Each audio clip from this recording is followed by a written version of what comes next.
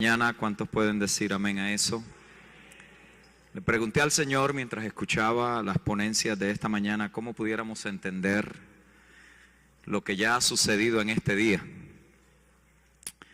Y la palabra que surgió en mi espíritu es que este día es uno de intenso celo de Dios por nosotros. Es ese santo celo de preservar lo que Dios siempre ha querido que sea de suprema importancia para nosotros, la iglesia del Señor en cada generación. Y quizás al final de mi ponencia hoy podremos ver esa línea, porque creo que va en una secuencia impresionante sin ni siquiera haber hablado el uno con el otro para el día de hoy, tampoco ayer. Así que es evidente, y creo que en el espíritu lo podemos discernir y percibir, que hay algo particular de Dios que Dios quiere preservar en nosotros, que quiere guardar y que quiere que nosotros podamos apreciar y tenerlo en el mismo nivel de importancia y supremacía que Él siempre lo ha tenido. Y es allí que quiero seguir edificando en esta misma línea que comenzamos anoche. Y quisiera, a manera de resumen, para ubicarnos inmediatamente, hacer un resumen conciso de lo que anoche iniciamos. Anoche terminé diciendo que hay una gran necesidad y demanda de un ministerio de plenitud de Cristo. Diga conmigo, plenitud de Cristo. La plenitud de Cristo formada y manifestada a través de los santos. Me parece que el mundo no necesita de nuestras opiniones. Creo que no nos llamaron a ser críticos sociales, ni a estar dando opiniones de cuánta situación se le presenta a un sistema corrupto, sino a traer las soluciones de Dios en tiempo real. Y eso solamente se puede hacer cuando nosotros estamos llenos del único que puede ser la respuesta a esos dilemas, que es Cristo mismo. El mundo no necesita más opiniones nuestras. De cierto que no necesita nuestras doctrinas, definitivamente no necesita nuestras ceremonias y mucho menos necesita nuestros credos. El mundo necesita preeminentemente a Cristo el Señor. Y eso solamente va a ser posible por medio de la iglesia de nuestro Señor Jesucristo. Es la iglesia la que ha sido llamada, la que ha sido empoderada y la que ha sido facultada para poder gestionar eso de parte del Señor. No es una organización más, como vimos ayer. La iglesia no es una afiliación religiosa. La iglesia es un organismo vivo, diga organismo vivo, que tiene como meta y fin expresar y dar a conocer y manifestar la plenitud de aquel que todo lo llena en todo. Por lo tanto, es a nosotros que se nos encomienda esa tarea de poder realizar, llevar a cabo, exponer el objetivo final de Dios, que es la preeminencia de su Hijo en todo y todo llenarlo de Cristo. Dios quiere, según Pablo nos enseña en Colosenses, que Cristo sea ¿qué? Todo en todos. No hay menos. Ya eso está predefinido para nosotros. Ya para nosotros eso está establecido de antemano. Nosotros entramos a la tarea ya con la descripción de trabajo hecha. Entramos al campo de trabajo con los objetivos claros. No vinimos a inventar. Lamentablemente algunos nos dimos cuenta un poco más tarde. Le compramos lo que todos los demás nos dijeron. Quizás revisamos el manual un poco después porque lo habíamos leído con los ojos de otros. Leímos lo que otro había leído y le creímos que eso era lo único que Dios había dicho. Pero yo creo que hemos escuchado claro hoy que estamos en una transición extraordinaria y no es una transición a algo más nuevo, es una transición a lo que siempre debe de haber sido el eterno propósito de Dios en Cristo el Señor. Así que desde allí es que nosotros podemos operar y dijimos que eso constituye la naturaleza y el objetivo de la tarea de la iglesia. Vimos que se usa o que se expresa a través de dos formas distintas. Diga conmigo, el evangelismo y la edificación. Es el llevar a Cristo y traer a Cristo a las personas, y una vez están, son edificados para que puedan manifestar la plenitud de Cristo. Pablo particularmente representó esto en 2 de Corintios 5. Allí él nos indica que Dios estaba en Cristo reconciliando al mundo con él, no tomándole en cuenta a los hombres sus pecados. Nos dio a nosotros dos cosas particulares. Note bien, hasta se nos dice qué es lo que hemos recibido para que sepamos cómo lo debemos hacer. Pablo dice allí que se nos dio, diga conmigo, la palabra de la reconciliación. Y se nos dio el ministerio de la reconciliación. La palabra de la reconciliación tiene que ver con la proclamación de lo sucedido. No es lo que va a suceder, no es lo que vendrá, es lo que ya ha sucedido. Y lo que ha sucedido es que Dios en Cristo ha reconciliado todas las cosas. Diga conmigo, todas las cosas. Por lo tanto, el anuncio de la iglesia es una obra consumada, es una obra completa, es una obra que ya Dios ha realizado.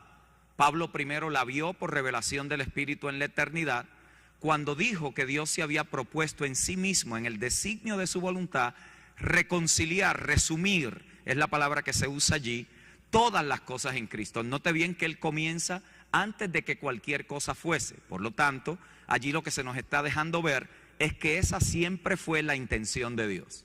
Eso siempre fue lo que Dios quiso. Aquí nos está diciendo que lo que Dios quiso ya se hizo una realidad, ya se logró. ¿Y ya se logró cómo? Que Dios estaba en Cristo reconciliando al mundo con Él. Por lo tanto, la iglesia parte desde una proclamación donde el suceso que proclama ya está consumado. Por eso es que el amor de Cristo nos constriñe. Nosotros no predicamos enojados, airados, molestos con la gente, presentando a un Dios verdugo, sino que el amor nos constriñe. ¿Por qué? Porque habiendo visto la obra que Dios ha realizado en Cristo, Pablo dice, debemos entonces llamar a los hombres a reconciliarse con Dios. Eso reconfigura toda nuestra dinámica de proceder. Hay ocasiones que se requiere una teología de un Dios enojado para poder disimular la carnalidad del predicador.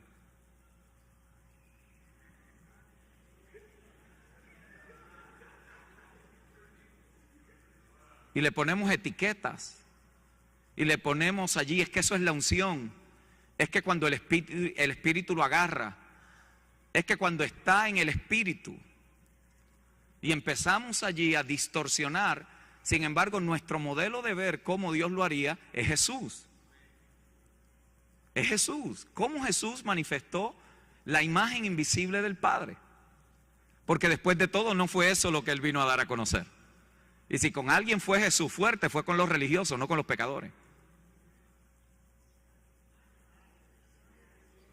A quien confrontó fue al sistema religioso y al sistema gubernamental, pero a los dos que causaron serios daños colaterales en la humanidad, se acercó a ellos, comía con ellos, los visitaba a ellos, iba y los sanaba, sanaba y tocaba sus heridas, porque este Dios a quien nosotros le servimos, su naturaleza misma es una naturaleza de amor.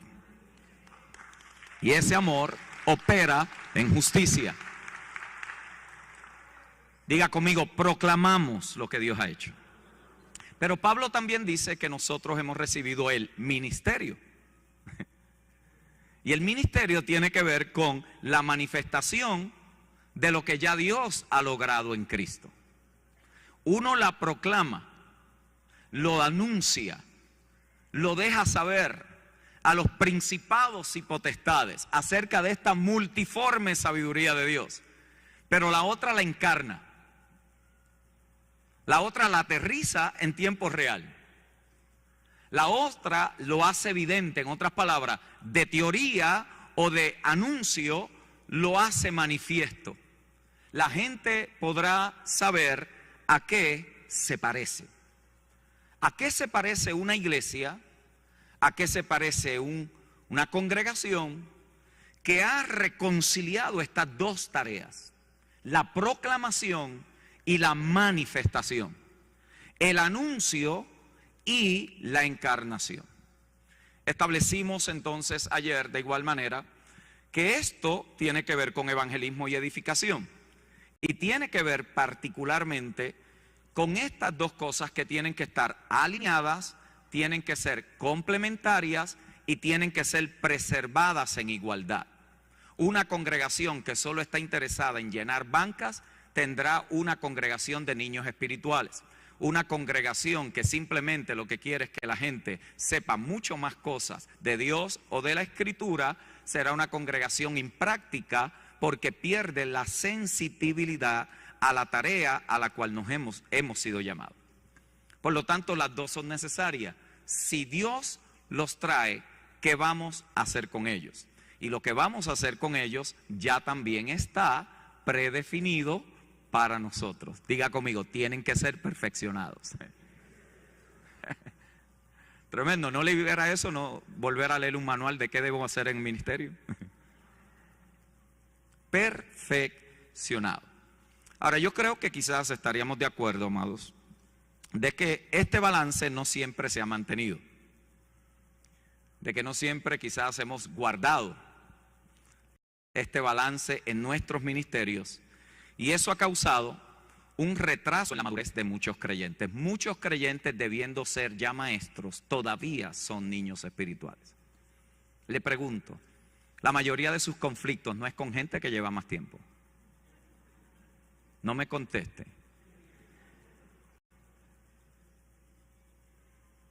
No son las dificultades de una congregación la mayoría de las veces con las personas que más cerca, más tiempo y más se supone que hayan madurado. ¿Sí o no?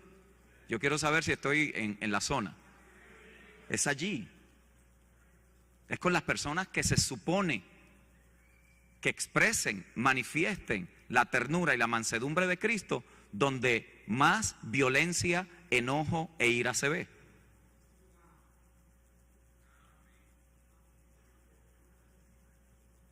Por lo tanto, ¿qué ha sucedido en el proceso de madurez?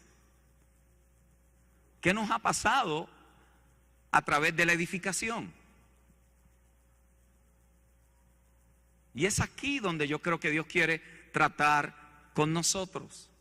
Porque el registro, el impacto y la efectividad mediocre en relación al tiempo que tenemos como iglesia en el planeta no es equivalente. Piénselo.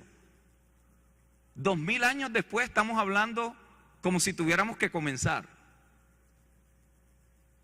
No queriendo decir que no han habido avances, pero yo quiero creer junto con ustedes que esta escuela no es para que se registre una actividad más en una convocatoria a la cual usted vino para equiparse ministerialmente, sino que nos ayude a ser mejores en la tarea asignada y poder preparar mejor la próxima generación que viene después de nosotros.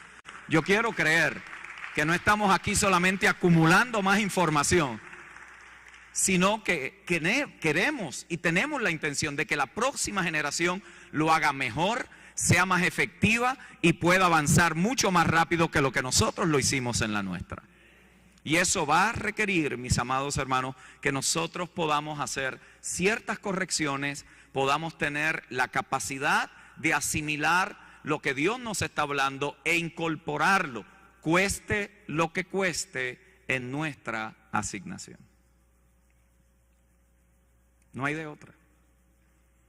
Porque a un vestido nuevo no se le puede poner paño viejo. Y a un odre viejo no se le puede echar vino nuevo. Es muy probable que Dios nos tenga que reconfigurar totalmente. Y yo sé de lo que estoy hablando. Es muy probable que tengamos que comenzar a alinear esas partes que se desconectaron para aunque nos quede mucho tiempo, la efectividad sea mucho más profunda, que lo que pudimos haber estado dando vueltas en el desierto. Es mejor un día en la casa del Señor, como decía el salmista, que 1000 fuera de ellos. Es mejor un día en el propósito que 10,000 años dando vuelta a ver cuál era. Por lo tanto, allí es que necesitamos regresar. Tenemos una gran necesidad de nuestro tiempo, de un ministerio por el cual los hijos de Dios puedan ser ayudados a posicionarse al deseo y a la intención de Dios para ellos. La finalidad de este ministerio no es convertirlos en miembros más fieles de iglesia o que sean mejores evangélicos, sino que sean una representación más rica y plena de Cristo entre las personas de este mundo. Que Cristo sea expresado. Y hay un desalineamiento.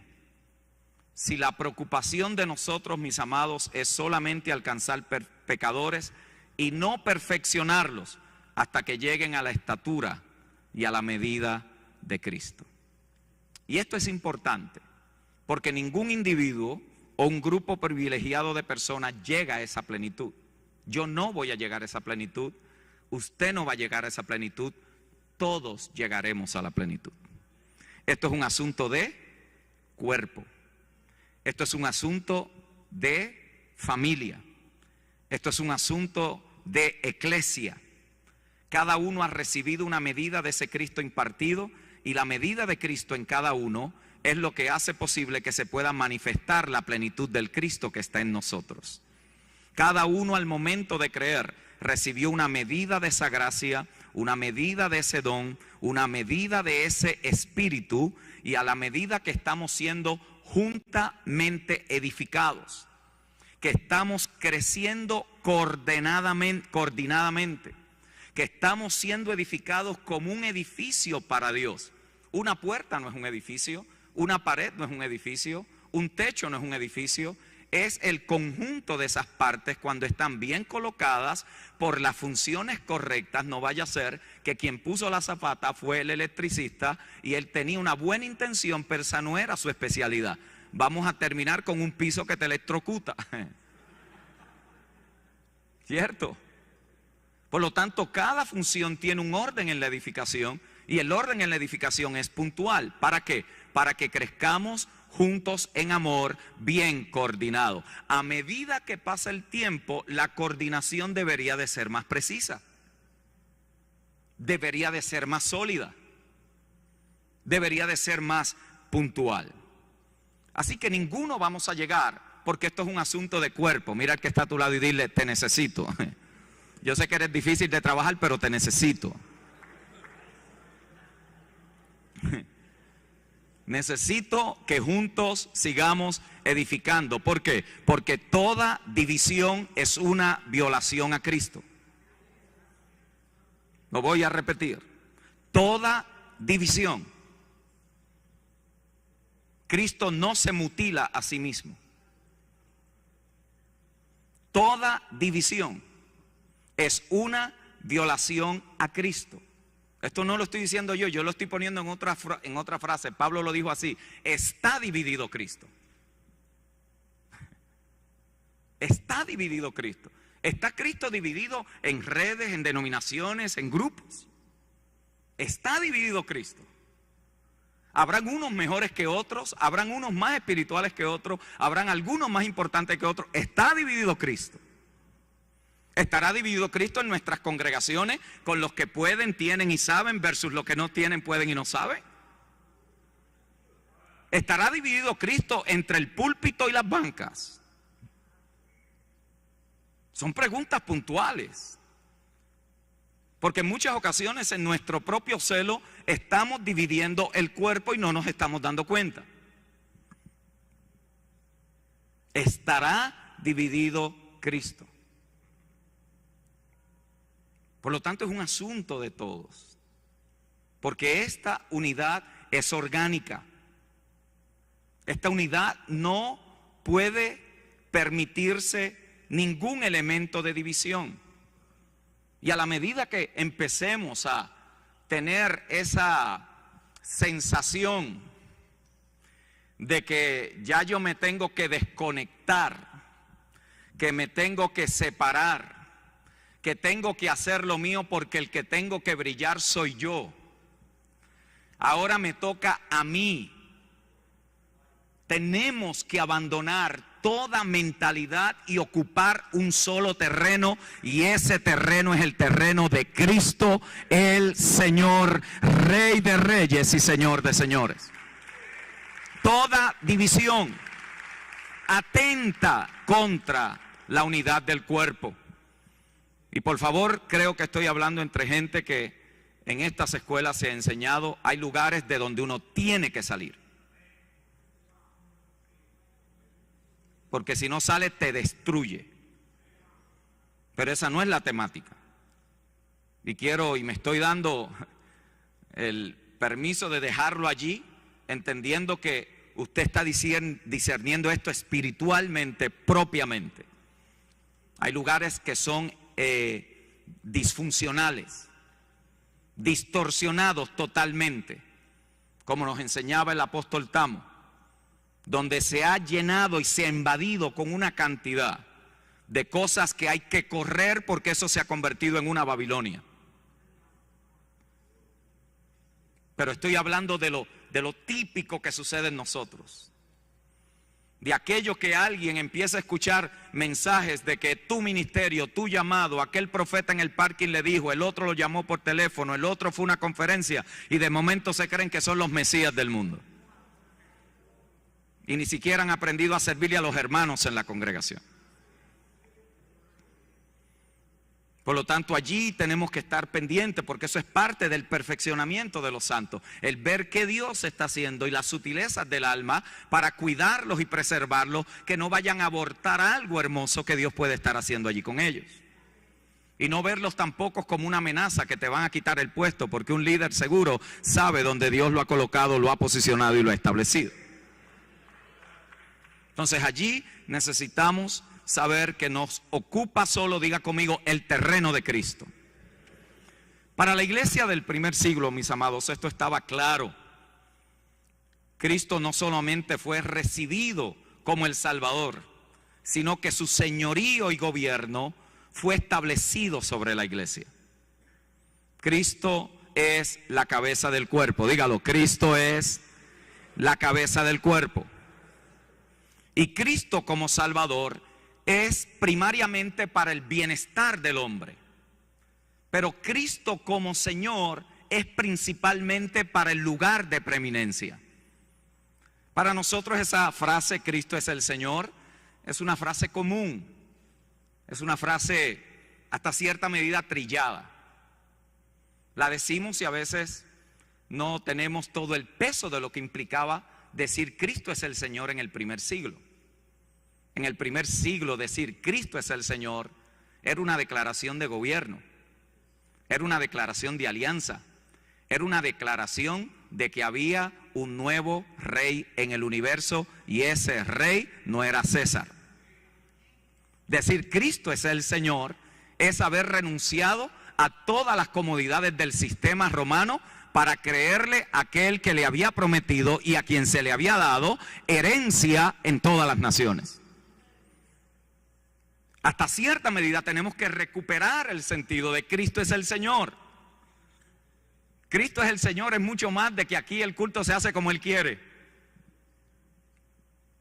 Cristo el Señor es una declaración de gobierno, de que hay una nueva ciudadanía en los ciudadanos de la tierra, peregrinos y extranjeros que han sido rescatados por la gracia de Dios y hoy viven para traer el reino de los cielos en la tierra. Y yo quiero creer que esa gente vino aquí a esta conferencia hoy. Así que la pregunta no las podríamos hacer. ¿Cómo estamos en alineamiento en relación a esto? ¿Cómo están y en qué consisten nuestras actividades? ¿En qué consisten nuestros programas en la congregación? ¿Para qué los hacemos? ¿Qué propósito cumplen? ¿Cómo usted evalúa un año de tarea? ¿Cuántas personas visitaron?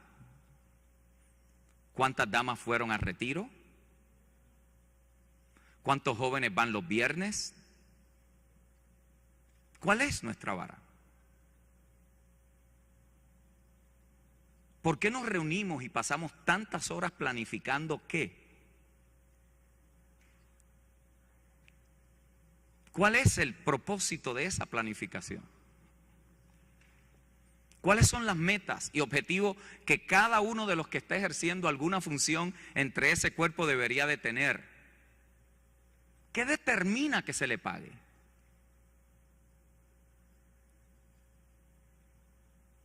Son preguntas de conciencia. Porque si no nos detenemos y hacemos un alto de dónde estamos, ¿cómo vamos a saber para dónde vamos? Le compartí al apóstol Yasser que nosotros recibiendo aquí vamos a tener una acumulación de, quizás usted va a decir, wow, estoy yo cargado con lo que tengo y esta gente me está diciendo que hay que hacer una cantidad de cosas más. Probablemente no es que hay que hacer cosas más, es que estamos haciendo un montón de cosas que no deberíamos estar haciendo.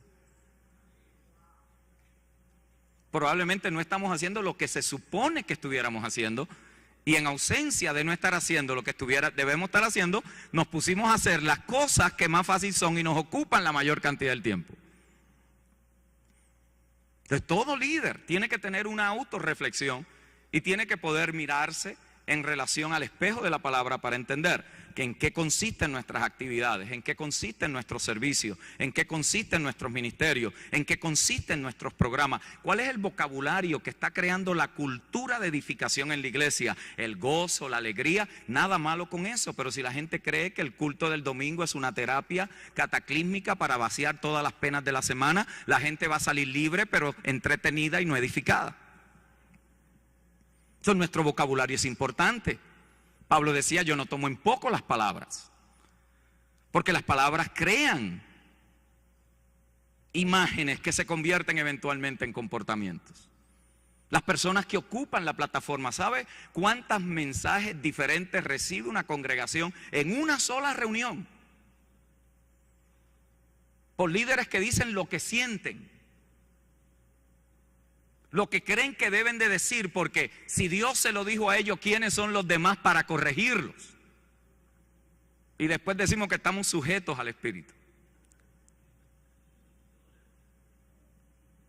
Y el que comenzó dijo una cosa, y el que vino detrás lo contradijo, y el que vino después dijo aquello. El predicador dijo una hora de cosas diferentes. El que cerró ni siquiera se enteró porque estaba dando vueltas por todo el lado para asegurarse que todo estuviera en orden, y dijo cosas que nadie entendió. ¿Sí o no? No podemos hablar de una cultura de alineamiento si en las cosas básicas estamos desalineados. Si yo no puedo llevar el carro a alinear hasta que no lo lleve al garaje.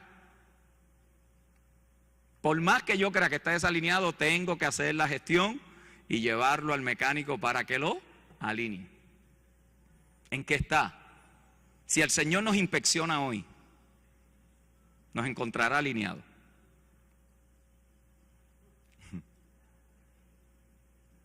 Nos encontrará alineados. Así que, mis amados, aquí es donde empezamos a mirar que la evidencia bíblica nos muestra que esto es a lo que Dios verdaderamente nos ha llamado. Nos ha llamado a llenarlo todo de Cristo y Cristo en todo. Esa debe ser nuestra vara de medir. Eso fue lo que costó la vida del Hijo de Dios. Eso usted y yo no lo asumimos. Eso usted y yo no pagamos el precio, eso se nos confirió. Eso fue lo que se nos pasó. Eso fue lo que gobernó la pasión apostólica de Pablo. Note bien en Colosenses 1:28. A quien anunciamos, amonestando a todo hombre y enseñando a todo hombre en toda sabiduría, a fin de presentar perfecto ¿en quién? En Cristo. ¿De presentar perfecto en quién? En Cristo. ¿A quién? A los oficiales de la iglesia. ¿A quién? A todo hombre. Así que si vamos a dejar un legado generacional, será necesario que nosotros entonces evitemos errores que hemos cometido en el pasado, que yo he cometido en el pasado, que no queremos repetir ni siquiera pasar a otra generación para que nuestra próxima generación pueda correr lo que tiene por delante sin estar deteniéndose a corregir una cantidad de cosas que nosotros debimos de haberlas dejadas resueltas, que debimos haberlos preparado. Para que esto sea posible, vamos a tener que revisar algunos postulados sobre los cuales nosotros ejercemos nuestras funciones ministeriales. Ministerio es una palabra que evoca muchos sentimientos. Yo creo que estaríamos aquí de acuerdo que si le preguntáramos a cada uno cómo describiría el ministerio, estoy seguro que las respuestas serían tan amplias como la cantidad de personas que están aquí presentes. Y eso no nos debe de extrañar. Eso no nos debe de extrañar, porque nuestra historia y experiencia personal le da forma a nuestras definiciones y experiencias. Nadie se formó en un vacío. No creo que la definición que usted tuvo de ministerio cuando fue al instituto, o si ha estudiado en alguna aula algún tipo de materia bíblica, le funcionó al 100% en la vida real. ¿Cuántos salieron al ministerio pensando que en 3 años iban a hacer cosas que nadie en el mundo jamás había hecho? ¿Sí o no? ¿Usted creía que lo que faltaba para que esto se resolviera era quién? Usted. ¿Sí o no? Dícese, llegué yo, esta ciudad, esto se va a enderezar. ¿Ah? Alguien puede ser honesto y decir, yo ni me acordaba y me lo acabas de recordar. ¿Ah? Las definiciones de diccionario muy pocas veces trabajan en la vida real. Muy pocas veces. ¿Por qué? Porque cuando usted está allí en el campo en el terreno de trabajo, es que usted descubre un montón de cosas que todavía no han dado clases de ellas. A usted nunca le enseñaron en el seminario, se lo aseguro, que las ovejas muerden. Todo lo que estudió de ovejas, ¿sí o no? Todo lo que estudió de ovejas eran mansitas y usted creía que usted, siendo el pastor de ellas, esas ovejas le iban a seguir sin morderlo. Y descubrió que hay ovejas que tienen unos así, ¿sí o no? Eso no se lo enseñó el seminario. Eso usted lo aprendió ¿dónde? En el campo. Algunos están diciendo, ay Señor, me liberó, gracias. Yo sabía que algo estaba mal en la definición. Así que hablar de ministerio es evocar una cantidad de sentimientos. Es evocar una cantidad de experiencia. La gente más resistente que yo me encuentro en el camino son los que más tiempo llevan en el ministerio. Y hay una razón para eso. Las heridas, las desilusiones, las traiciones. Eso hay una razón. Eso no es que uno es malo. Uno está así. Uno está que si alguien dice me quiero unir a su iglesia. No, a la mía no. No. Más problema, yo no quiero. Como dijo un predicador, yo lo más que amo del ministerio es la gente y lo peor que detesto del ministerio es la gente. Eso evoca una cantidad de emociones. Sin embargo, fue a eso que nos llamaron. ¿O no? El asunto es que es ministerio. Probablemente revisitar algunas cosas a la luz de la Escritura nos ayudaría a poner en enfoque lo que es ministerio. Porque ministerio en realidad no es la distinción clásica dentro del evangelicalismo que divide el cuerpo entre una clase profesional y una clase de laicos. En otras palabras, nosotros acá estamos en el ministerio y los que reciben este ministerio están anhelando estar en el ministerio. Ministerio es simplemente todo aquello que se hace en la vida. Porque ministerio en esencia es ¿qué? Servicio. Ministerio no es una toga, ministerio no es una plataforma, ministerio no es un título, ministerio no es una cantidad de privilegios. Ministerio es aquello que nosotros hacemos en la vida. Y todo lo que hacemos en la vida en la cual los intereses de Cristo están presentes son un ministerio. Ese ministerio al cual nosotros hemos sido llamados tiene ciertas especialidades. Y Dios, por pura gracia, constituye a unos dentro del ministerio para que pueda perfeccionar a otros, para que ellos lleven a cabo ¿qué? La obra del ministerio. Por lo tanto, mientras que haya y hay diversificación y especialización, no es basado en títulos, no es basado en privilegios, no es basado en estatus. Como dicen algunos, a mí me deberían dar la posición de liderato en esta iglesia porque yo estoy aquí desde que el pastor comenzó. ¿Y desde cuándo acá esto se corre como una multinacional donde los años de experiencia equivalen a un don? Por eso tenemos, no aquí en Santo Domingo, en ninguno de ustedes, gente ubicada en funciones don la cual su don lo que está es maltratando al cuerpo en vez de edificarlo.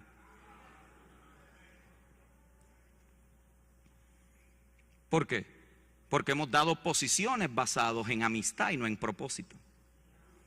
Basado en cantidad dada y no en gestión de carácter.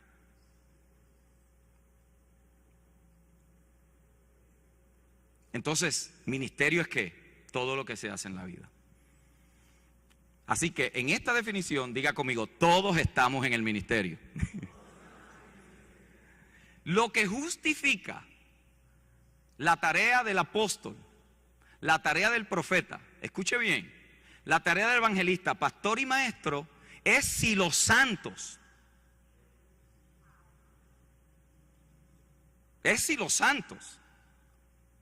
no es quien yo digo que yo soy, no es lo que yo he logrado, es si los santos están haciendo ¿qué? La obra del ministerio.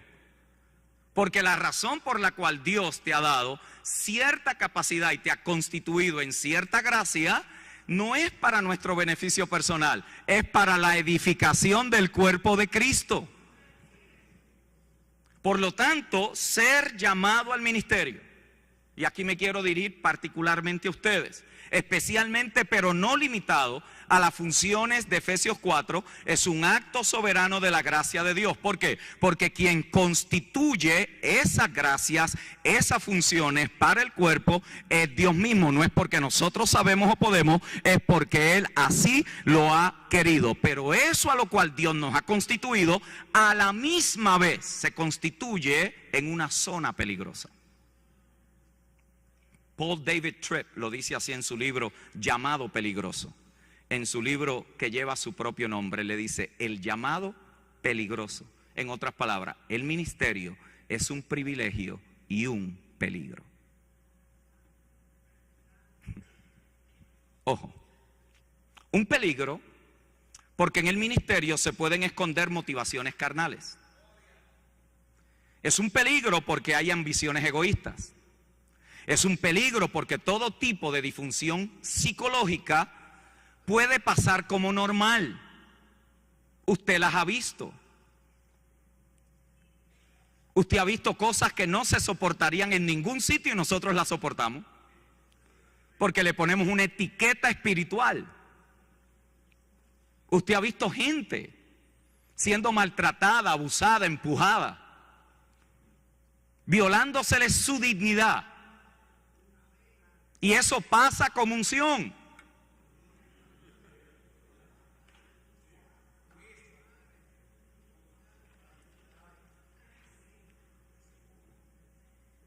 Pasamos una cantidad de cosas, por eso es que es peligroso. Porque a la gente se puede seducir con facilidad. Y bajo de técnicas y una cantidad de elementos que se incorporan para manejar las masas, las personas pueden caer en un hipnotismo. Y es allí donde están estos peligros. Es allí donde empezamos a entrar a escenarios peligrosos. Y si algo debemos mantener claro, mis amados hermanos y hermanas, es que nuestra identidad y bienestar emocional, junto a un sentido de realización, debe emanar simplemente desde el hecho de que somos hijos e hijas amadas del Señor, no por lo que hemos hecho, no por lo que estamos haciendo, y mucho menos por lo que podamos hacer.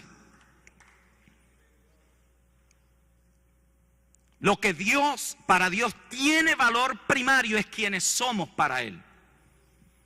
Jesús no llamó a los discípulos primero a predicar, los llamó a estar con Él, y luego de haber estado con Él, los envió a predicar. Note el ministerio de Jesús. Él estuvo contento con ser hijo por 30 años.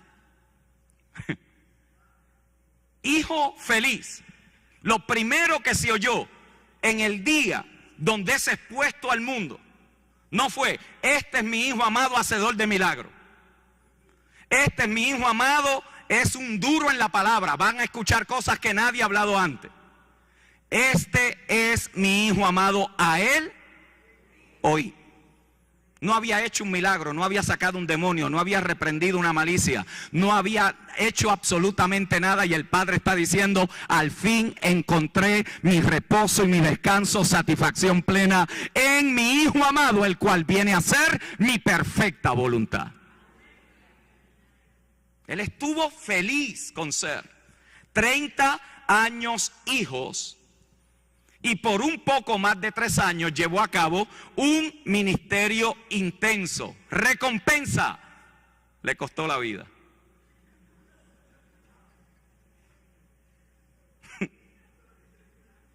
Ayúdanos, Señor. Por lo tanto, si es por medida, el ministerio de Jesús fue más que lo que hizo. Él fue más que lo que hizo. Porque él no estaba concentrado en el hacer. Él solo hacía lo que veía y lo que oía. Él no tenía que probarle a nadie que él se tenía que desgastar para su Padre. Él lo que tenía que saber era cuál era la voluntad de su Padre. Él no tenía que estar corriendo a ver si lo iban a promocionar, porque tenía un registro de actividades completas para eventualmente ser coronado hijo de Dios. Él sabía lo que había venido, sabía cuándo tenía que entrar, cuándo tenía que salir, y sabía cuándo tenía que acostarse a dormir sin ningún tipo de culpa. Él sabía. Por eso es que ser y hacer no son mutuamente exclusivos. El problema está cuando permitimos que lo que nos defina y nos dé un sentido de valor es lo que hacemos y lo que logramos. Y escuche bien, porque esta es la palabra que está fuertemente en mi espíritu. En el reino, lo más espiritual que usted puede hacer en algunos momentos es absolutamente nada. Diga amén o ahí. Es absolutamente nada, especialmente cuando el Padre está usando temporadas de frustración y esterilidad para crucificar ambiciones carnales. Yo sé de lo que estoy hablando. Especialmente cuando te tiene que sacudir. Y a muchas cosas que hemos estado peleando, Dios puede estarte enviando un mensaje allí, y es que te quieres reconfigurar para que en vez de ser un ministerio exitoso, seas un ministerio alineado al propósito de Dios en esta generación. Porque en el altar del éxito hemos sacrificado el propósito de Dios. Y nos hemos desalineado en ese particular. Por eso es que tenemos que aprender a estar en paz en nuestra alma cuando entramos en temporadas de no hacer nada, de no edificar nada y de no ministrarle a nadie. Temporadas de frutos son buenas, pero las temporadas donde nada está pasando también son buenas. Cristo no es solamente el Señor de la temporada, Él también es el Señor de la cosecha. Y si esta lección no la aprendemos, amados, vamos a estar activando dones basados en manipulación, en carisma de hombres, en habilidad y experiencia aprendida, como nos enseñó Tamo. Nosotros sabemos hacer esto a la perfección, ¿sí o no? Usted sabe dónde decir el amén, usted sabe dónde sacarle el aleluya a la gente, usted sabe cómo bajarle la cabeza, pero si vamos a hacer una generación de relevo y una generación alineada al propósito, no queremos estar manipulando la palabra, queremos que sea la vida de Cristo la que edifique, perfeccione, reconfigure la vida de los santos. Allí, y créame que nuestra alma es capaz y siempre va a estar dispuesta a operar. Siempre va a estar dispuesta. En este sentido, los apóstoles siempre estarán edificando algo cuando Dios no le ha dicho nada. Los profetas siempre estarán hablando algo cuando Dios no está hablando. Los evangelistas siempre estarán arrancando una respuesta cuando Dios no se está moviendo. Los pastores siempre estarán protegiendo a la gente cuando Dios los quiere corregir. Y los maestros estarán dando opiniones cuando nadie está haciendo preguntas. Hacerlo a mí. Déjame tratar contigo. Déjame reconfigurarte. Déjame ayudarte para que puedas cumplir con esto a lo cual yo te he llamado sin que te cueste la vida en el proceso. Yo hubiera querido poder escuchar esto antes. Lo aprendí en el dolor. Para mí esto no es una teoría. Esto no es un cuento de haditas. Esto lo tuve que aprender en la tumba. Porque en la cima son otra farandulería. Entonces allí donde tenemos que ver el celo de Dios con nosotros.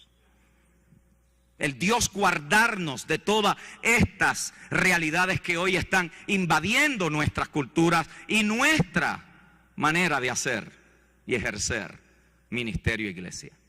Estemos claros, hermanos. El hecho de que algo dé resultados no significa que es de Dios. Todo a lo que usted se esfuerce producirá resultados. La pregunta no es qué resultado dio. La pregunta es, ¿pasará la prueba? Eso fue lo que preguntó Pablo. La pregunta no es si dio resultado, la pregunta no es si es grande, cuántos vienen. Usted hace las técnicas correctas para una planificación propia y usted tendrá resultados. Aplíquese, dedíquese, persevere y usted verá. El mundo es la evidencia de eso. El mundo no necesita a Dios para resultado. Lo que el mundo jamás podrá tener es fruto. Porque fruto y resultado son dos cosas totalmente diferentes. El fruto es la expresión de alguien, Cristo. El resultado es el logro de la persona. Por lo tanto, allí, note bien, Pablo tiene que confrontar a la iglesia, que de repente se creyó autosuficiente, que podía lograrlo, pero nadie puede poner otro fundamento. 1 Corintios 3, 15, 11 al 15, que el que está ya puesto, el cual es Jesucristo, y si sobre este fundamento alguno edificare oro, plata, piedras preciosas, madera, heno, hojarasca, la prueba de cada uno se hará manifiesta, porque el día la declarará, pues por el fuego será revelada, y la obra de cada cual, del cual sea el fuego, la probará. Note bien, no es el resultado, sino pasará la prueba. Si permanece la obra de alguno que sobreedificó, recibirá recompensa. Y si la obra de alguno que se quemare, él sufrirá pérdida, si bien él mismo será salvo, aunque así como por el fuego. Pero estemos claros, hermanos. Vamos a ser transparentes. Es más fácil llamar al indio que verlo venir. Profundo, ¿verdad? ¿Sabe lo que le estoy diciendo? Que esto es más fácil decirlo que hacerlo. Esto es más fácil decirlo. Porque hay una cantidad de cosas que continuamente están como una presión. Y es eso allí donde yo quiero. Esa palabrita que se ha inyectado allí, que en muchas ocasiones no la hemos discernido por el peso que es. Esa palabrita éxito. éxito ministerial, lo cual se ha convertido en la motivación del ministerio de muchos y definitivamente en un ídolo cultural. El mundo te asigna valor basado en lo que tú hayas logrado.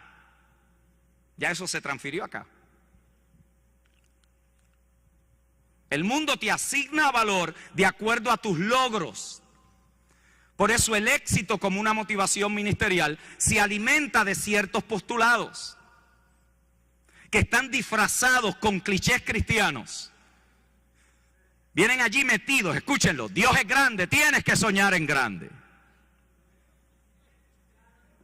Y eso está bien cuando usted empieza el primer año, segundo año, tercero año, cuarto año. Cuando va por el 15 y tiene 70. ¿Lo vio? Pero ya el germen se había sembrado, el virus estaba allí. Porque usted creía que Dios lo llamó a usted a revolucionar al mundo. Y Dios simplemente te llamó a hacer su voluntad en el escenario donde Él te había llamado. Dios es grande, tienes que soñar en grande. Dios tiene grandes sueños para ti. Tremendo, ¿no? La gente inmediatamente ve casa grande, carro grande. ¿Ah? Dios tiene grandes cosas para ti. ¿Sabía usted que en el nuevo pacto la obediencia no significa prosperidad, puede significar tu muerte? En el nuevo pacto no le servimos a Dios por un intercambio de cosas terrenales. Para las cosas terrenales usted no necesita a Dios. El mundo las tiene. Pero para las que tienen valor eterno, donde la gestión de las cosas terrenales pueden entonces ser eficaces. Por eso es que hay creyentes que Dios le da el trabajo, le da el negocio, le da la finanza, pero no financian el reino. ¿Por qué? Porque lograron lo de valor terrenal, pero no tenían lo de valor eterno.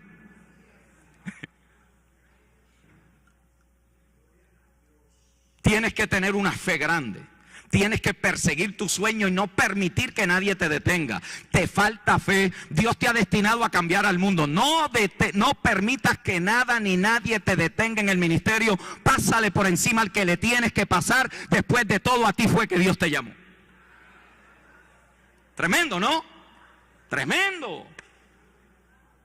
Tremendo. Y usted predica eso. Amén, amén. Yo sabía que a este charlatán le voy a dar. No.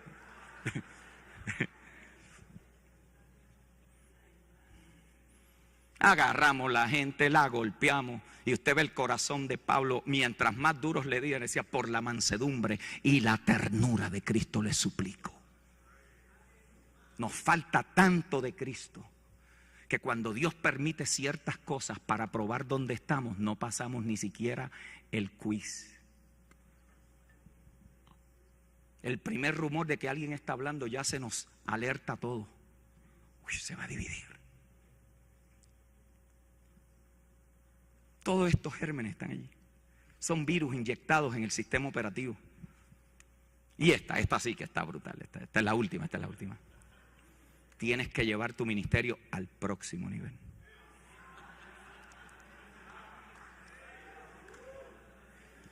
There was always the next level. No sabe what is this level, pero para el otro. Así que los valores culturales que el mundo ha establecido para determinar éxito, lamentablemente se ha convertido en los principios sobre los cuales se ejerce en el ministerio. Y los resumí en 3. Tamaño, la fascinación con los números. Dinero, la fascinación con la finanza. Fama, la fascinación con ser conocido. Los 3 están allí. Y muchos se informan en su asignación no del propósito eterno de Cristo como la visión expresiva de este propósito, sino de los ministerios que han alcanzado el éxito. Entonces, nuestro referente no es Cristo. Nuestro referente no es el propósito. Nuestro referente es cómo tú lograste tanta gente. ¿Cómo puedo yo tener una iglesia más grande? ¿Cómo puedo ser un mejor apóstol, profeta? ¿Dónde voy para que me pases el manto, me escupa, me pongas bajo tu cobertura? ¿Dónde encuentro identidad? ¿Dónde busco identidad? No hay relación, no hay ningún tipo de formación, no hay ningún tipo de intercambio de vida, pero siempre y cuando mandes tus diezmos, lleguen al tiempo, aseguraré que voy a orar por ti ese día. ¿Dónde vamos a llegar? Y para muchos eso es éxito. Buscando por el deseo de suplir una necesidad almática. Porque hemos tenido una generación huérfana, y si bien es cierto que la paternidad de Dios es un principio fundamental, clave, necesario, también es una paternidad representativa de hombres maduros que lo que están buscando es formar a Cristo, no hacer esclavos a los hombres de ellos. Y allí necesitamos regresar. Y me temo, mis amados hermanos, que los sistemas de este mundo y los sistemas religiosos, unidos a la inseguridad de muchos líderes, ha creado un ambiente que es como una olla de presión. Las estadísticas no mienten en cuanto a esto. Dicen los expertos en la materia que los que están dedicados, y permítanme usar este término libremente, a tiempo completo, son las personas más afectadas severamente por la autenticidad, soledad y la quemazón. A veces caminamos años con un sentido de vacío, quemados, agotados, matrimonios débiles.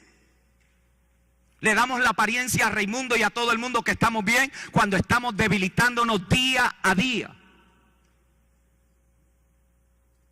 Y si esta realidad, mi amado hermano, no ha llegado a tu vida, va a llegar. ¿Por qué? Porque la verdad del asunto es que solamente un 20% en la vida de una congregación ejecuta el 80% de las tareas en la obra.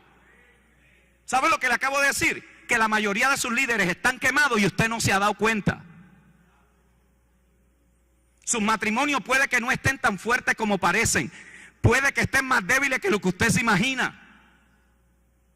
Porque es imposible que un pequeño grupito esté llevando toda la carga. Ahora le pregunto yo, mi amado hermano y hermana, ¿es ese el diseño de Dios? No, cada uno debe de llevar y participar. El asunto es que a veces estamos más interesados en tener sillas llenas que santos perfeccionados.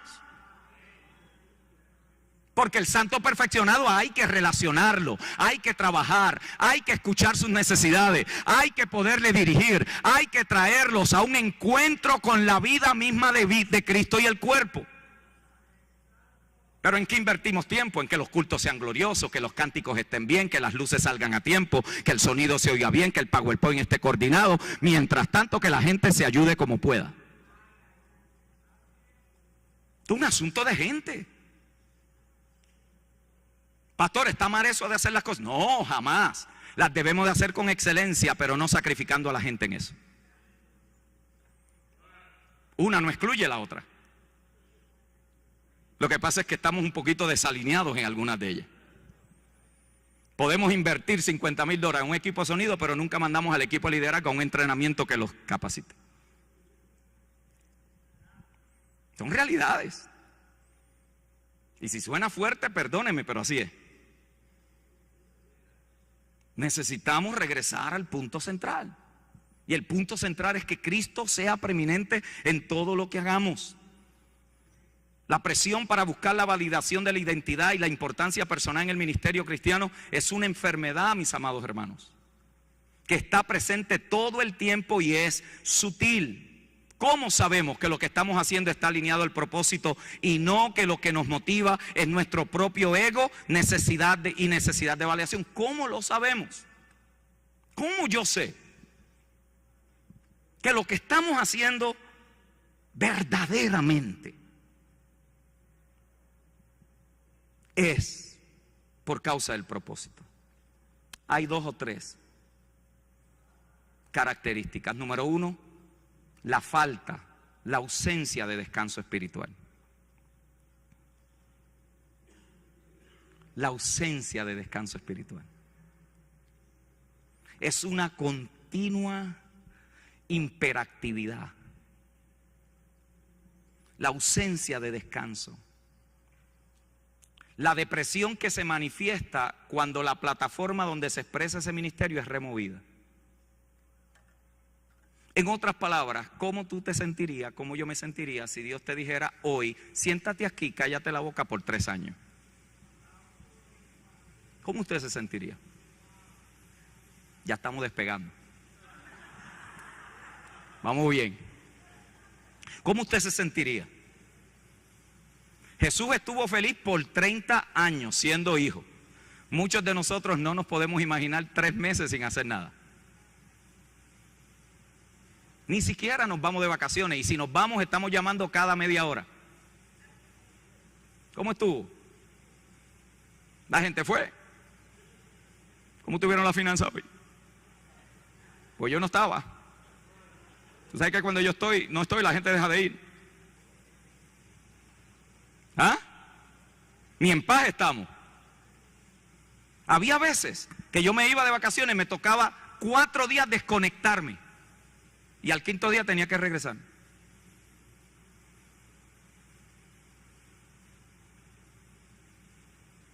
Es una fascinación. Es una fascinación. Es una adicción que está allí. Y lamentablemente el sentimiento silencioso de muchos líderes en nuestro tiempo es precisamente un grito en el alma que le dice: en realidad tú no estás haciendo nada significante. Si Dios te hubiera llamado, estarías haciendo lo mismo que fulano, porque eso sí que es un llamado. Miren cómo dicen algunos, eso sí que es un llamado genuino. O sea, el tuyo no, pero el de ellos sí, porque el de ellos es más grande que el tuyo. Enfermizo, hermano. La cultura evangélica está enferma. Enferma de muerte. Algunos dicen, si lo que tú dijeras es verdad, ¿por qué entonces no tienes un ministerio más grande? Como si el tamaño de algo fuera la validación del propósito. La mayoría de las congregaciones en el mundo tienen de 75 a 100 personas. La mayoría. Lo que significa es que los mega ministerios y las congregaciones que pasan de 150 personas no son la norma. No son la norma. Por lo tanto, tenemos que ver aquí cómo entonces nosotros gestionamos con lo que se nos ha confiado. ¿O acaso Jesús necesitó 5,000 para trastornar a Roma? No. Hombres y mujeres empoderados son una amenaza en cualquier cultura, en cualquier región, en cualquier generación. Sean muchos, sean pocos, sea grande, sea menos, no importa. Lo que yo quiero que tú sepas es que tu validación del ministerio no viene por el tamaño de lo que estás haciendo, sino estar alineado al propósito al cual Dios nos ha llamado. Y en contextos Dios te pondrá pequeño y en ocasiones habrá grande. Lo que vale aquí es saber que lo que estamos haciendo es llenando todo de Cristo y Cristo lleno de todo, para que podamos servir con efectividad en nuestra generación. Jueces 8:22 al 27 describe la victoria de cómo Gedeón venció a los madianitas exitosamente de parte de Israel. Y dice, después que ganó, escuche bien eso, que rehusó la oferta de reinado de parte de los madianitas, pero tomó el fruto de su éxito. ¿Cuál fue el fruto de su éxito? Los zarcillos de oro, el dinero y la riqueza. Y dice que con aquellos utensilios se hicieron un efod. Y aquel efod fue un objeto de adoración idólatra para ellos. Y mire cómo la escritura lo resume, hermano. Note bien, Jueces 8:22 al 27, para los que quieren la cita. Ellos rehusaron la forma, pero aceptaron el beneficio. Ojo, ellos rehusaron la forma para ganar, pero aceptaron el beneficio de los recibidos. Y dice allí, en el verso 27, y todo Israel se prostituyó tras de ese efod en aquel lugar. y fue tropezadero a Gedeón y a su casa. A veces no hay que hacerlo como el mundo lo hace. Lo que tenemos es que anhelar lo que el mundo anhela. No hay que hacerlo igual. Se puede disfrazar. Pero si la motivación detrás de eso es fama, conocimiento, realización personal, el conocido, el más grande, eso nos va a prostituir, porque después de todo hemos sido llamados a manifestar a Cristo y no a manifestarnos a nosotros mismos o lo de nosotros. A los que muestran las evidencias del éxito en muchas ocasiones los hacemos reyes y celebridades. Cualquier cosa pasa, hermano. La gente dice, bueno, si lo dijo alguien que es grande debe ser así. Y así se han metido mil cosas sin discernir. Mezcla de pactos, mezcla de gracia, una cantidad de herejías que se introducen porque la iglesia está enanejada con la grandeza. Y la gente puede llegar a pensar, no, pero es que la gente que está diciendo eso es que, bueno, están resentidos con los que han logrado alto. No, mi amado hermano, usted y yo no estamos aquí para competir con otros o con otras, estamos aquí para colaborar con el propósito eterno de Dios en esta generación, y eso va a requerir una iglesia entendida en lo que hemos sido llamados a hacer. ¿Sabe qué eso quiere decir? Que probablemente la iglesia suya sea la que le tenga que dar la mano a la de la esquina para que esa congregación también pueda cumplir con su tarea. También puede ser que usted, en vez de gloriarse de todos los líderes que tiene, le dé 4 de esos líderes al pastor amigo más abajo para que le pueda servir por un tiempo, ayudarle a levantar, porque en esa región puede ser más efectivo si la gente tuviera los recursos necesarios. ¿Sabe lo que puede representar eso? Que cada vez que nos reunimos, en vez de ver cuánto tiene cada uno, podamos decir cuánto de Cristo se está manifestando en medio de este lugar. Es allí. Y este peligro, mis amados, los corremos todos. Todos. Esto no tiene que ver con tamaño. Esto tiene que ver con enfoque. Diga conmigo, con enfoque. La idolatría se ha normalizado al punto que si usted se atreve a llamar el becerro del éxito por lo que es, te van a criticar de que ahora eres un crítico de todo, te falta fe o solo tienes envidia de los que tienen éxito. Yo me curé porque yo vengo de allá.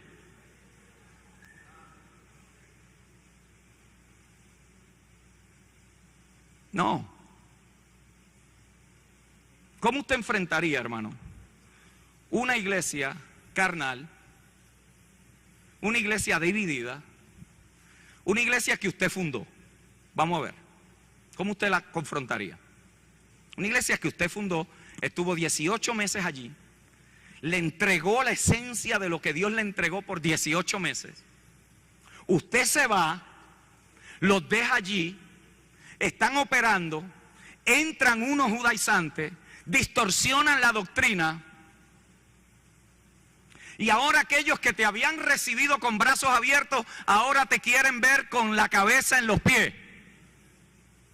Ahora tú no eres su apóstol. Ahora tú no eres merecedor de sus beneficios y bienes. ¿Para qué ahora? Y te decían, tú vienes a buscar lo nuestro. Nos estás saqueando. ¿Cómo usted se sentiría? ¿Con qué mensaje usted le va allí? Que se tienen que sujetar al Padre Espiritual, o que tienen que obedecer las normas, o al que no le guste que se vaya. ¿Cómo usted lo predicaría? ¿Qué campaña, qué evangelista usted le traería? ¿Cuál sería la serie de mensajes de ese mes? Que usted esté viendo ahí que la gente se le está yendo. Afuera le están enviando mensajes por Facebook. Allá le están enviando Twitter. Después le están enviando textos privados. ¿Qué usted y yo haríamos? ¿Cómo usted confronta la carnalidad de un sistema? Mire cómo Pablo los confrontó. Yo me propuse ir a vosotros, no predicando otra cosa, sino a Cristo y a este crucificado. Oh, mis amados hermanos, si Cristo no tiene preeminencia en nuestras predicaciones, lo que estamos predicando es superación personal, metafísica y avance propio del individuo. ¿Significa que ser grande es malo? No, por supuesto que no. ¿Significa que no se puede llegar a alcanzar y el reino avance de una manera impresionante a través de lo que Dios te ha confiado? Por supuesto que no. En el reino hay aumento. Diga conmigo, en el reino aumento. La pregunta no es si crecemos o no crecemos. La pregunta es cómo se aumenta. La pregunta es cómo en el reino se crece. Y la pregunta sería si nuestra grandeza personal es equivalente con que el reino avance. ¿Serán mis resultados equivalentes con la extensión y el avance del reino? Porque a diferencia de los sistemas del mundo, el reino avanza por el principio de muerte y resurrección. Diga conmigo, muerte y resurrección. El reino no avanza porque yo tengo un ministerio exitoso, porque estoy en la televisión, porque estoy reconocido, porque usted es el pastor de más tiempo en la ciudad. El reino avanza en el principio de la muerte y la resurrección. ¿Cuántas veces Dios está formándonos allí y cuántas veces del polvo nos levantamos para hacer una mejor representación de Cristo en la tierra? Que haya más de Cristo en nosotros, que haya más de Cristo formado en nosotros, para que el mundo reciba no la esencia de un religioso, sino un hijo y una hija procesado y procesada de Dios, que tiene como motivación solamente llenarlo todo de Cristo y que Cristo sea lleno de todo. Por lo tanto, el avance del reino y nuestra grandeza personal no están relacionadas. La verdad del asunto es que en el reino, el aumento del reino puede ser nuestra disminución.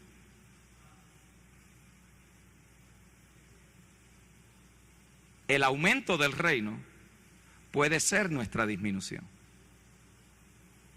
Y si usted no está dispuesta a ser insignificante, todavía no es confiable el ministerio. Si todavía usted se molesta porque no lo reconocieron, porque llegó el pastor a la tienda. Si usted llega a una conferencia y no lo dejan entrar gratis porque usted es el líder. Si todavía usted se incomoda cuando alguien lo llama por otro título que no es el título ungido que usted lleva. Como me dijo uno, no, pastor no, apóstol. Perdóname si te ofendí, fue ahora.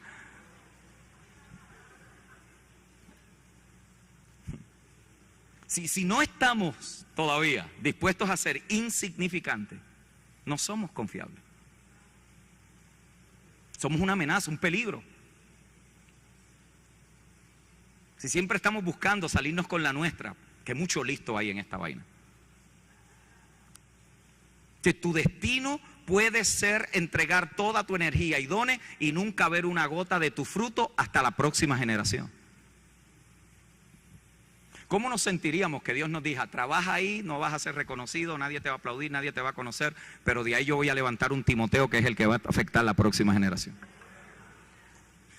¿Cuántos estaríamos dispuestos a decir, Señor, haz lo que tú quieras conmigo en esta generación? Que nadie ni siquiera sepa quién yo soy, pero que tú me puedas aprobar. Señor, haz tu voluntad en mi vida. Alguien aquí dice, pastor, yo no sé cómo eso se sentiría. Parece ser que hay que morir primero para eso, porque en este sistema los que parecen ser los grandes son los que tienen privilegio, pero uno aprobado por Dios está seguro de que todos los recursos que Dios ha dirigido para él o ella van a ser parte de lo que necesitará y podrá usar en esta generación.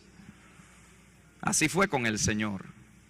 Probablemente Jesús y Pablo nunca hubieran sido solicitados en las conferencias de hoy de cómo realizar tu destino profético. Uno murió en una cruz y el otro en una cárcel. Quizás no, la invitación no llegaba tan a menudo. Pablo, ¿y cuál es tu resumen? No, fundé como 14 iglesias, 10 se me fueron, las otras 2 están enojadas. Jesús, ¿y tú? Bueno, yo trabajé con 12. Buenísimo, los muchachos mientras yo estaba. Cuando me fui, y si no me le meto por dentro, tampoco los encuentro. Me le tuve que meter por dentro para garantizar el proyecto. ¿Ah? Y usted molesto que alguien se le fue hace 3 años y le está hablando todavía de usted. ¿No los invitarían? En este modelo, no. Imagínense que uno de los mensajes más profundos que predicó Jesús le costó la congregación. El más profundo. El que no come mi carne y el que no bebe de mi sangre no es digno de ser llamado mi discípulo. Ah, Pedrito, rápido, ¿no? Pedro dijo, yo dejé el negocio de la pesca, ahora me voy a tener que ir a pescar, se nos acaban las ofrendas. Señor, suave, tú estás demasiado, eso está brutal. Que tú estás diciendo que ahora hay que comerte a ti, esa gente, ¿cómo va? Por favor, baja, mira, se nos va.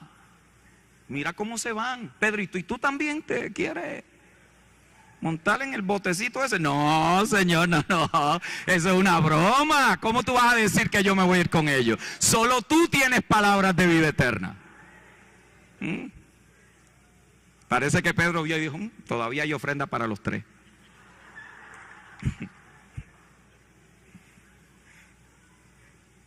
Tamaño de una congregación o ministerio no está directamente relacionado a un endoso de Dios o valor espiritual. Algunos dicen, pero no se supone que nosotros creamos por cosas grandes. Sí, depende. Porque para muchos, cuando descubren que la fe no es una autosugestión con 3 versos bíblicos, fuera de contexto, para el cristiano la fe se apropia de lo que ya Dios ha hecho en Cristo y lo hace una realidad en el tiempo real. Y eso no significa que necesariamente será tangible y visible. Por eso es que la esperanza de nuestra fe está puesta en la resurrección del Hijo de Dios. En otras palabras, ya esto está sellado para nosotros. Usted persevera en la fe, en el nuevo pacto, no porque tiene o ve. Usted persevera porque ya Dios dijo que lo que iba a hacer ya lo hizo en Cristo el Señor.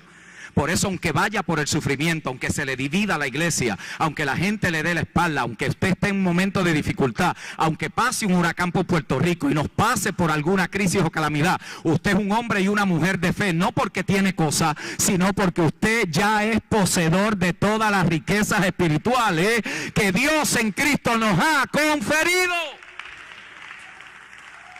Por lo tanto, aquí usted va a tener cosas y no va a tener cosas. Eso no determina cuál es el tamaño de tu fe. Nuestra fe no está depositada en lo que hemos logrado, sino que está anclada en la realidad eterna de que el Hijo de Dios ahora vive en nosotros, y ahora no vivo yo, sino que vive Cristo en mí. Y lo que vivo en la carne, ¿lo vivo en qué? En la fe del Hijo de Dios que se entregó y murió por nosotros.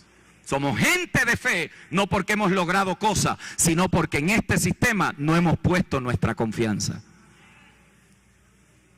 Gente de fe que camina no por lo que ve, sino por lo que no ve. Así que, mis amados hermanos, permítame cerrar con esto. Tenemos que cuidarnos de la adicción al éxito ministerial. Es sutil. No tiene que ver con tamaño. No tiene que ver con grandeza. Tiene que ver con cultura. Tiene que ver con principios. Tiene que ver con motivaciones. Tiene que ver con la gestión y la razón por la cual hacemos las cosas. Y me temo, hermanos, y cierro con esto con un peso profundo en mi corazón, que cuando nosotros hacemos del éxito ministerial nuestra motivación de ministerio, hemos creado un monstruo que se puede convertir en nuestra destrucción. Es un monstruo que su poder de devastación alcanza tu vida y a los que tú tanto amas. El precio del éxito no siempre lo sabemos calcular, pero siempre le pasará factura a la familia y a tu alma. El ministerio puede ser tu otra esposa o esposo, y también puede ser tu amante. El ministerio puede ser más adictivo que las drogas y el sexo. El ministerio puede ser sutilmente seductor. El ministerio te puede dar la apariencia de que estás en control, pero tiene el potencial de arruinar más personas de las que te imaginas por el privilegio de influencia. El ministerio se puede convertir en tu identidad. El ministerio puede llegar a ser tu amo. El ministerio también puede llegar a ser tu Dios, aquello que verdaderamente adoras, aquello a lo cual sirves en vez de servirles al que te llamó. Y aceptar esto no es fácil, especialmente cuando hemos invertido tanto tiempo y tanto esfuerzo en lograr lo que se ha logrado. Pensamos que estamos sirviendo a Dios, pero en muchas ocasiones es el éxito ministerial lo que se convierte en la motivación, en el motor de nuestra vida. Y una vez esa maquinaria empieza a funcionar, demanda tiempo, demanda energía, demanda dinero y demanda dedicación. Y cuando esto ha llegado, hermano, hemos hecho del medio un ídolo. Hemos hecho del medio una prostitución que en muchas ocasiones nos consume y puede desalinearnos del eterno propósito de Dios. Esto es una realidad que tenemos que considerar. Usualmente, las primeras muertes por causa del éxito ministerial serán tu propia familia. Nos cegamos a las buenas intenciones. Ya no vemos a la gente como un recurso de Dios para Cristo ser manifestado. Ahora lo vemos con un signo de dinero para que puedan pagar la renta a fin de mes. Ahora queremos más, pero no necesariamente por los motivos y las razones correctas. Este es un peligro que hay que cuidarse.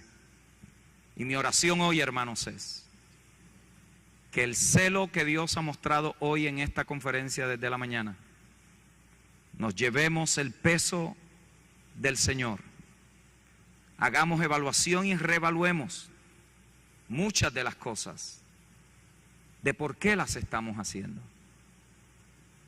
de qué es lo que nos motiva y qué cosas tenemos que realinear. No vaya a ser que sigamos poco a poco desviándonos, como hablamos ayer, y terminemos en otro destino que nunca fue el que Dios quiso que cruzáramos. Permítame terminar con algunas preguntas reflexivas. Si las quiere, las puede escribir, quizás las puede discutir con su esposo, con su esposa, quizás puede hablarlo con sus líderes, quizás en usted mismo en un momento de reflexión personal. Usted puede ir a orar. Señor, trata conmigo hoy. Enséñame. Quiero estar alineado a tu propósito. Primera pregunta de reflexión. Si alguien le preguntara a tu esposo o a tu esposa o hijos en privado sobre ti, sin temor a repercusiones, ¿cuál sería la respuesta de ellos? ¿Estarías tú feliz con lo que ellos dirían? ¿Cuál sería? Segundo, ¿estás tú siempre hablando de ti mismo, tu ministerio, tu título, lo que has logrado, la efectividad que has tenido? ¿Eres tan bueno escuchando a otros como lo eres para hablar? Tercero, ¿cómo te sientes cuando no estás haciendo nada? Yo recuerdo que llegué a un punto donde el domingo terminaba 3 servicios y el lunes estaba como el adicto, tengo que estar haciendo algo. Y si descansaba, no reposaba. Cuando la terapista me vio, me dijo, creaste una adicción a lo que ustedes le llaman unción, nosotros le llamamos adrenalina. Dios no viola sus principios de cuerpo.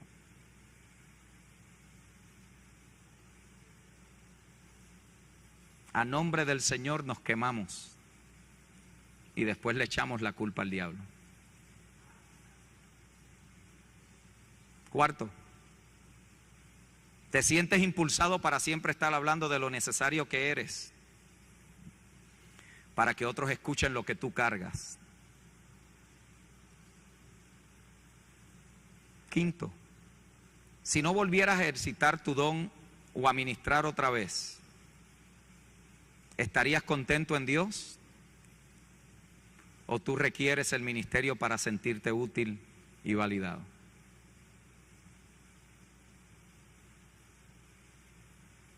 Sexto, ¿ves a las personas como objetos que tienen que ser conquistados persuadidos y necesitan depender de ti por causa de lo que tú portas? ¿Dominas a las personas o las controlas con tu intelecto y personalidad carismática y luego dice que tienes el don de liderazgo? ¿Reclutas a las personas para ti mismo pensando que estás edificando el reino? Los míos y los del otro. ¿Puedes recibir y sujetarte a alguien que tú consideras que es un estatus menor que el tuyo? ¿Recibirías corrección de alguien que no está en tu nivel?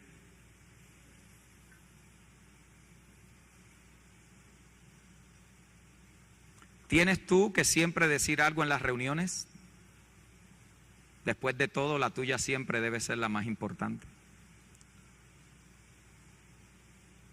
Cuando no estás ministrando, ¿cómo te sientes? ¿Útil? ¿Deprimido? ¿Te puedes relajar completamente y ser tú, o siempre tiene que ser el apóstol tal, el obispo cual, el pastor fulano? ¿Será que cuando Dios te hable simplemente te quiere decir, Tommy, Juan, Pedrito, my son?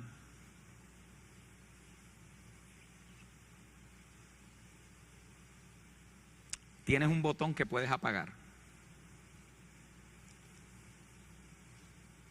desactivarte y descansar en Dios. Puedes amar a los más pequeños frente a ti o no los ves, porque estás tan ocupado cumpliendo tu llamado. ¿Será posible tener una conversación normal con otro ser humano sin saturar las conversaciones de frases ministeriales y clichés evangélicos? ¿Será posible? ¿Será posible? ¿Cómo le fue con la evaluación? ¿Cómo nos va? Nosotros nunca seremos nuestros mejores abogados, porque nuestro abogado interno siempre nos va a dar la razón. Por eso la genialidad del cuerpo es que amándonos los unos a los otros, nos protejamos los unos a los otros. Sujetándonos los unos a los otros, nos exhortamos los unos a los otros. Perdonándonos los unos a los otros, vamos creciendo bien coordinados como un edificio fuerte donde Dios puede tener una habitación donde Él puede descansar y nosotros podemos ministrar en el descanso del Señor, sin la necesidad de tener que impresionar a nadie. Y si Dios te da aumento, sé fiel administrador. Y si Dios no te da aumento, porque tu aumento es según la medida de la capacidad del don que has recibido, allí donde estés con 50, con 100, con 20, con 80, asegúrate que están alineados al propósito y puedes llegar a marcar a toda una generación que miles entretenidos con un espectáculo evangélico jamás podrán tocar en una generación. Si la primera iglesia trastornó ciudades, estamos en una generación que cuando nos realineamos podemos marcar nuestra generación. Y yo quiero creer que aquí hay hombres y mujeres que dicen, Señor, trata conmigo, haz lo que tú quieras, yo quiero hacer tu voluntad en esta generación. Les invito a ponernos de pie, mis amados hermanos. Apóstol Yasser, no sé si hay un piano por aquí, por favor. Yo sé que esta palabra no siempre arranca un amén, porque no les dije que Dios los quería hacer millonarios y que venía una casa de camino. Pero esta palabra nos forma. Esta palabra nos alumbra el camino. Muchas de estas lecciones se aprendieron en el dolor de una caída, no en un salón de escuela. Muchas de estas experiencias dejan huellas imborrables que caminan con uno y se mantienen como un recordatorio que al que mucho se le da, mucho se le demanda. Y a mí me parece que cada uno de los que ha venido a estas escuelas en años anteriores y los que están hoy acá, si fuera nada más por lo que hemos recibido, nada más, ni siquiera lo que hemos vivido todavía, lo que hemos recibido de ayer acá, hay suficiente demanda del Espíritu para tratar con cada uno de nosotros desde anoche, porque después de todo somos responsables de lo que sabemos, no de lo que no sabemos. Y yo quisiera pedirle con mucho respeto, si usted inclina su rostro, no para otra cosa, sino un momento de reflexión. Yo no sé dónde tú estás en tu jornada. Yo no sé dónde tú te encuentras en tu ejercicio y gestión ministerial. Yo no sé si tú estás estancado, entusiasmado. Yo no sé si tú estás creciendo. No sé si estás en tu mejor temporada. No sé si estás en una temporada de siembra, de riego o de cosecha. De verdad que no sé. No sé si viviste una temporada de frutos y ahora dice: esta tierra está estéril. ¿Qué pasó, Señor? Y has estado buscando, has estado tratando, has estado hasta tramando. ¿Qué habrá pasado? Y si algo Dios ha venido a decirnos hoy, es que esas temporadas también son de Él. Por lo tanto, no es buscando afuera qué pasó y qué tengo que hacer. Más bien, Señor, ¿qué tú quieres hacer en mí? ¿Qué tú quieres hacer conmigo, aquí, ahora, en tiempo real? ¿Qué quieres quebrantar en mí? ¿El orgullo? ¿La reputación que creé? ¿La imagen que se generó? ¿Qué tú quieres allí tratar conmigo? Y si apenas estás comenzando y dices: si él supiera, lo que pasa es que ellos han cometido errores, pero yo no los voy a cometer igual. Es como el que se va a abrir una iglesia porque dice que va a ser el ministerio diferente a de donde salió. En otras palabras, va a hacer lo que el otro no hizo para luego hacer sus propios errores. Por eso nos necesitamos todos. Yo quiero marcar este día un punto particular. Si Dios hoy ha tratado contigo y tú tienes que ir a tu casa, quizás tu matrimonio se está secando. Quizás tu matrimonio es más una apariencia que una realidad. Quizás tu vida está totalmente desordenada. No duermes bien, sobrepeso, descontrolado, presiones inconstantes. Continuamente tienes hiperactividad. Estás paranoica, paranoico. Cualquier cosa te despierta todos los jugos gástricos. No puedes comer, se te cierra el estómago. Ves a alguien en la calle que habló de ti. Y si no te vas, no sabemos qué eres capaz de hacer. ¿Dónde estás? Estas son realidades de la vida real. Con esto tratamos todos. Lo que has creado te está absorbiendo. Siempre me ha sorprendido pastores que siempre dicen que no tienen tiempo. Eso es un mito. Yo no me explico cómo. Nunca tienen tiempo, nunca. Los de 1000 no tienen tiempo y los de 50 no tienen tiempo. Y digo, pero ¿cómo es eso equivalente? No entiendo. Si Dios te ha ministrado hoy, levanta tu manita ahí donde estás. Es un punto profético para una reconfiguración en nosotros, Padre, gracias por tratar con nosotros como hijos amados y no como hijos desobedientes. Gracias porque tú encaminas nuestros pasos. Gracias porque tú, Señor, a tiempo y aún hasta fuera de tiempo, tratas allí con nosotros en la mayor necesidad del momento.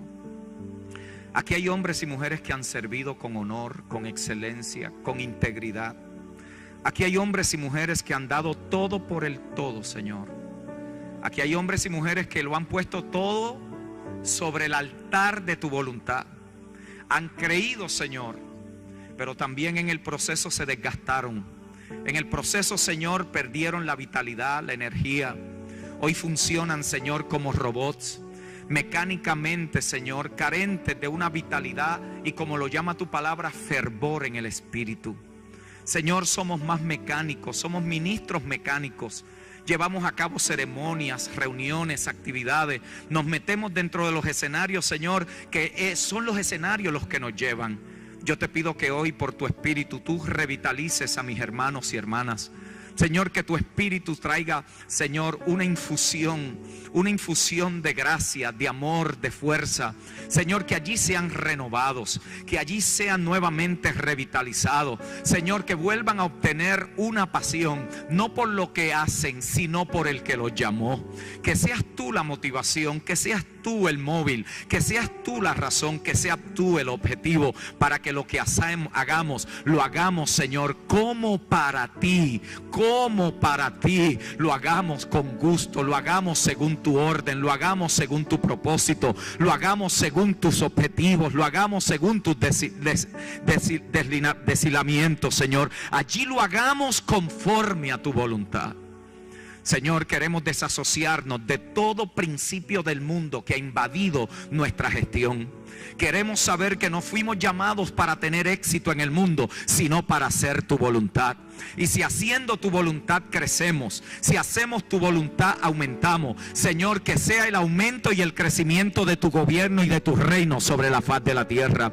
Que a través de lo que tú nos has confiado, Señor, Cristo pueda ser manifestado en esas comunidades, en esas localidades, en esas regiones, en esas naciones. Señor, aquí hay hombres de naciones, hay hombres de regiones locales, hay hombres de regiones específicas, hay hombres de países asignados, hay mujeres y hombres, Señor, que también tienen alcance a las naciones. Las medidas de gracia son amplias, las funciones son diversas, pero todos tenemos un mismo objetivo: llenarlo todo de Cristo y que Cristo llene todo. Todos tenemos la misma tarea, todos tenemos la misma función. No estamos aquí para llamar a los hombres a nosotros. Estamos aquí para convocarlos a que se reconcilien contigo, para que tú puedas cumplir tu supremo deseo: dar a conocer a tu Hijo a todas las naciones. Señor, los hijos de mis hermanos y hermanas, que quizás también han sufrido la devastación de un ministerio desalineado, yo te pido que tú los fortalezcas. Yo te pido que tú les traigas a conciencia, Señor, que mientras ellos pueden haber visto cosas incorrectas, puedan discernir que las motivaciones fueron buenas y puedan, Señor, extender de igual manera perdón a sus padres. Que sus padres puedan reconocer que quizás en algún momento desplazaron la familia, creyendo que atender los asuntos de otro era más importante que cuidar lo que Dios le había confiado. Ayúdales, ayúdales, ayúdales. Y levanta una nueva generación de hombres y mujeres apasionados por formar a Cristo en la vida de los santos, para que éste sea dado a conocer en todas las naciones. Gracia del Señor sea con cada uno de ustedes. Adelante en el cumplimiento del propósito.